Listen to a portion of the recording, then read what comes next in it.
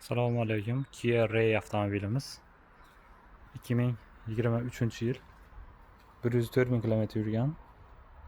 Prestige pozitsiyasi, yoqilg'i benzin, bir объемli Kia Ray avtomobilimiz.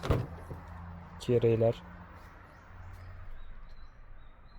bu yangi chiqqanidan bilsalaring, undan oldingilari eshik, Damas eshigi o'xshab yo'q ochiladi. Keyin chiqqanlari oddiy bu tomondan ochiladi. O'ta keng holatdagi Kia Ray. Eshikda 5 sulchoy dasturlari bor. Prestige pozitsiyasi. Mashinamiz ручной сиденье, rullari siydi. Hop, kurs kontrollarigacha bor ekan, parasani ushlaydi. Mashina ideal holatda. 104 ming probeg, 12 million 800 ming won. Shofer tomoni sиденье avtoholograf. Passajir tomoni faqat isitadi. Start stop monitori bor, black box IPS'lari bor. Bitta yuk xonachasi bor, kichkinagina.